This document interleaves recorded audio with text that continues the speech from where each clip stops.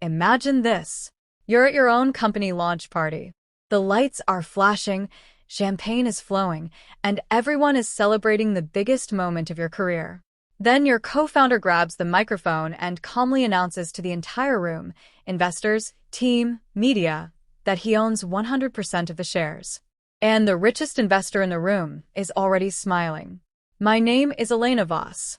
I'm 32 years old, and 2 years ago I co-founded NexusFlow, an AI-powered logistics platform that was about to change how goods move across Nigeria and West Africa. I poured everything into this company. My savings, my relationships, my health. Late nights, missed family events, even turning down a dream job offer because I believed in our vision. Before we continue with this video, please like, subscribe, and turn on the notification bell for updates. My co-founder was Marcus Hale, 34. We met in university. He was the brilliant coder, the quiet genius who could turn ideas into working software overnight. I was the visionary, the one who chased clients, built the team, pitched to early users, and kept everything moving. On paper, we were 50-50 partners. That's what we both signed when we registered the company. The launch party was supposed to be our victory lap. We had just closed a term sheet with Victor Okon, a sharp 58-year-old VC who had built and exited 3 companies in the Nigerian tech space. The room was packed with potential clients, journalists, and our small but dedicated team of 12. Music pulsed. People were laughing, networking, toasting to the future of African logistics. I was glowing until Marcus walked on stage without warning. He tapped the mic, smiled that confident smile I used to trust, and said, "Thank you all for coming. I'm proud to announce that as of today, I own 100% of NexusFlow. The vision is finally under single, focused leadership." The room went dead silent. I felt the blood drain from my face.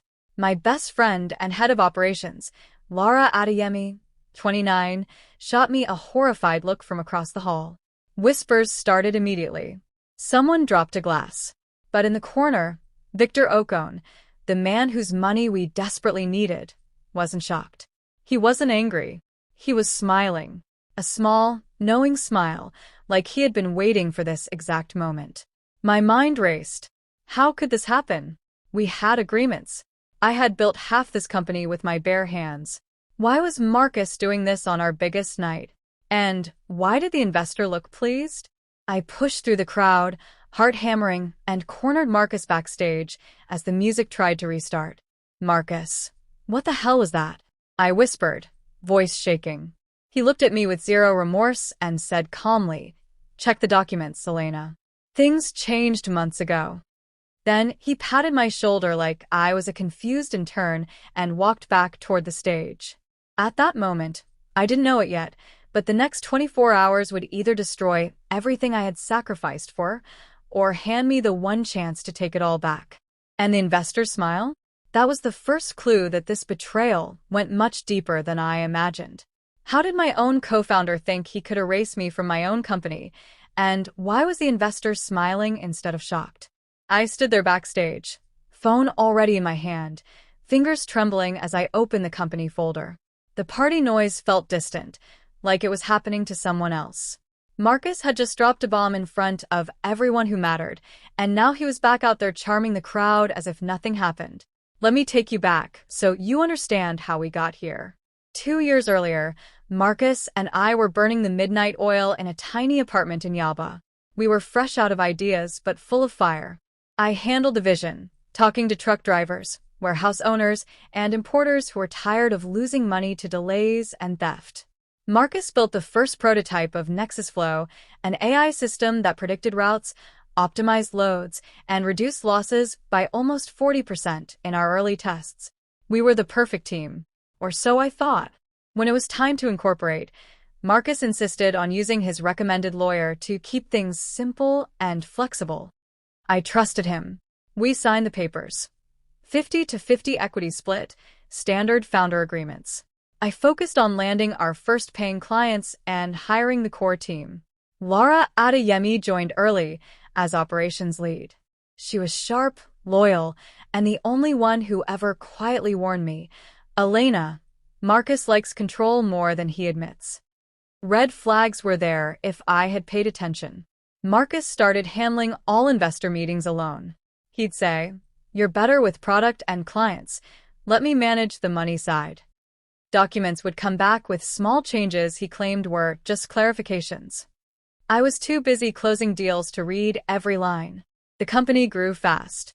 We moved into a proper office, hired 12 people who believed in us, and secured a term sheet from Victor Ocone that would take us to the next level. But at the launch party, everything shattered. I scrolled through the shareholder register on my phone in that quiet corner. My name was gone. Marcus was listed as the sole owner with new clauses giving him full control. There were amendments dated 3 months earlier, amendments I had never seen or signed. My heart sank. How? Laura found me moments later, eyes wide. "Elena, the team is whispering. Some are already asking if they still have jobs. What is going on?" I told her what I'd found. She cursed under her breath. "I knew he was sidelining you in those late calls. But this..." Marcus appeared again, calm as ever. "It's for the good of the company, Elena." Victor agreed the structure needed tightening for the funding to close cleanly. Victor, the investor who was still smiling out there. I felt betrayed by the person I had treated like family. All those nights I covered for him, all the times I defended him when the team complained he was distant. Now my life's work was slipping away in real time, and the one man whose money could save us seemed to be enjoying the show. But as Marcus turned to walk away, he dropped one more line that made my stomach drop. "The investor helped restructure everything. You should thank him." Thank him? For what? That's when I realized the real bombshell wasn't Marcus's claim. It was what Victor Ocone had actually been doing behind the scenes all along. The investor wasn't just watching, he was the architect. And what he whispered to me next changed the game completely. I was still reeling backstage when Victor Ocone appeared like a shadow. The party noise swelled behind him. Laughter, clinking glasses, Marcus's voice booming over the speakers about strong, decisive leadership. Victor, 58, sharp-suited and calm as ever, touched my elbow and guided me into a small side room away from the crowd. "Elena," he said quietly, "breathe. This isn't what it looks like." My chest tightened. Not what it looks like. My co-founder just stole my company in front of everyone, and you're smiling like you won the lottery. Did you help him do this? Victor didn't flinch. Instead, he pulled out his phone and showed me a short video clip, time-stamped 3 months ago. It was Marcus in a private meeting, telling Victor that I was too emotional for the pressure, that I'd burn out the team, and that the company would move faster under one founder. He had slides, doctored performance notes, even emails he'd fabricated to make it look like I was missing deadlines while he carried everything. I felt sick. This was the man I had trusted with my life's work. Victor paused the video. He came to me privately, Elena. Offered me a side deal, a quiet restructuring, some dilution through a loophole in your original loose paperwork. He promised me full control after funding closed. I played along because I never fully trusted him. My mind spun. Marcus had been working with Victor behind my back for months. They'd used the flexible agreements I'd signed in good faith to push through amendments without proper board notice. My name erased. His ownership inflated to 100%. All while I was out closing our biggest clients and keeping the team motivated. The stakes hit me like a truck. If this stood, I would lose everything. Not just equity, but the personal funds I'd poured in, my reputation in Lagos tech circles, and the future I'd sacrificed relationships and health for. Whispers were already spreading across the party floor. I saw team members checking their phones, faces confused. Laura was trying to keep people calm, but I could see the doubt in their eyes. Marcus, meanwhile, was back on stage basking in applause, painting himself as the sole visionary. Victor leaned in closer. "I have proof of every manipulation, the forged signatures, the hidden bank transfers for his so-called legal fees. But I need you to play along tonight. Smile. Don't explode. Let him think he's won." He offered me a secret alliance. We would expose everything together, but only after the party. One wrong move now, and the entire funding and the company could collapse. I stepped back into the main hall, heart pounding, forcing a composed face while Marcus announced new leadership direction to cheers. The room clapped.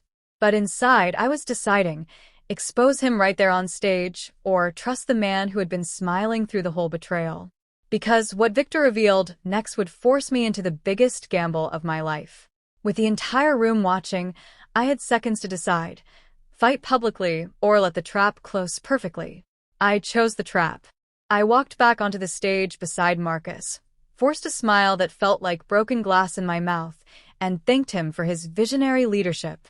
The crowd clapped politely, but I saw the confusion on their faces. Then I added one quiet line into the mic. True partnerships are built on trust, and the right people always see the full picture. Marcus's smile faltered for half a second. He knew I knew. Behind the scenes, Victor moved fast. While the party continued, he pulled me and Laura into the same side room. He showed us everything, time-stamped emails where Marcus badmouthed me, bank records proving he'd siphoned small amounts for fake, legal fees, and proof the signature on the share amendments wasn't mine, it had been forged. Victor had recorded one of their private calls. Marcus's voice was crystal clear. Elena's out. We just need to make it look clean before the money hits. My stomach twisted with betrayal all over again. This wasn't just greed. This was calculated erasure. Consequences started unfolding in real time.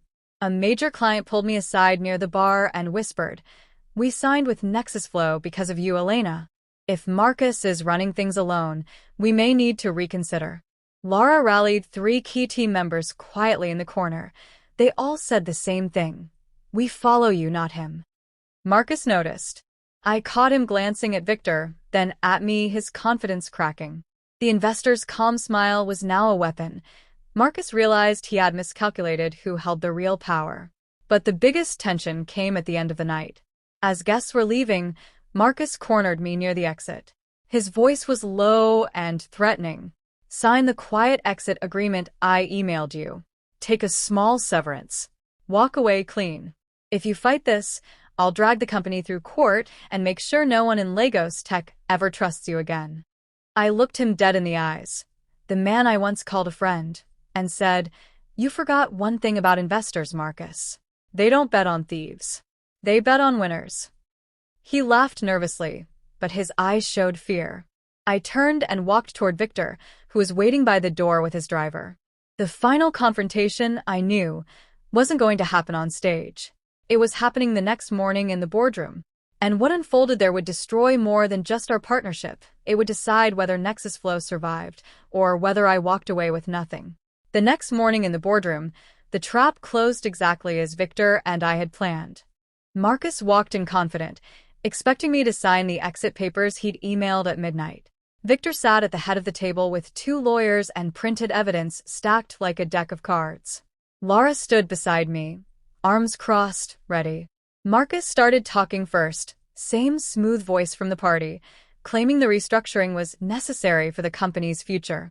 Then Victor slid the first document across the table. "Actually, Marcus," Victor said calmly, "none of those amendments were valid under Nigerian corporate law. No proper board notice. No shareholder approval. And the signature on Elena's side? Forged. We have time-stamped proof, bank records of the side payments you took, and the full audio where you called her too emotional and tried to sell me your solo founder fantasy." Marcus's face went pale. The logical truth hit the room like cold water. Our original 50-50 agreement, signed and filed 2 years earlier, had never been legally overridden. The 100% ownership claim was built on loopholes and lies that Victor had never fully endorsed. He had smiled at the party because he was testing Marcus, recording every move, waiting to see if my co-founder would betray me in public. Victor had played both sides to protect his investment and expose the real risk. Every question I'd carried for 24 hours was answered in under 10 minutes. No missing pieces. No ambiguity. I looked at Marcus, the man I once trusted like family, and felt the wave finally break. Tears came, but they weren't from weakness. They were pure, shaking relief mixed with the hottest justice I'd ever felt. "You tried to erase me," I said, voice steady for the first time in days. "But You only proved why this company needs my vision, not your control. Marcus didn't argue. He couldn't. The consequences unfolded fast and realistically. Legally, he was removed as co-founder within the week and forced to forfeit every diluted share he'd tried to steal. A civil suit for breach of fiduciary duty and attempted fraud is still open. The lawyers say it won't reach criminal court, but his name is now toxic in Lagos tech. Socially, the startup community heard a clean version. Founder dispute resolved in favor of the original vision. Marcus's reputation tanked. Mine soared as the founder who refused to be erased. Lara and the entire team stayed. They told me later they would have walked if he'd won. Victor wired the full funding round 2 weeks later, but with new governance clauses that gave me majority board control. Personally, it hurt. I lost a friend I thought I knew. But 3 months later, Nexus Flow closed our first profitable quarter under my leadership alone. I stood on the same stage where Marcus had tried to bury me. This time for a team celebration, no spotlight theft, no hidden smiles in the corner. I looked out at the people who had believed in me, at the thriving company we had actually built together, and I smiled. Not the forced one from the launch night, but a real one, earned and unbreakable. Betrayal tried to break me. Instead, it made the company and me unstoppable. And that, right there, is the only ending that matters.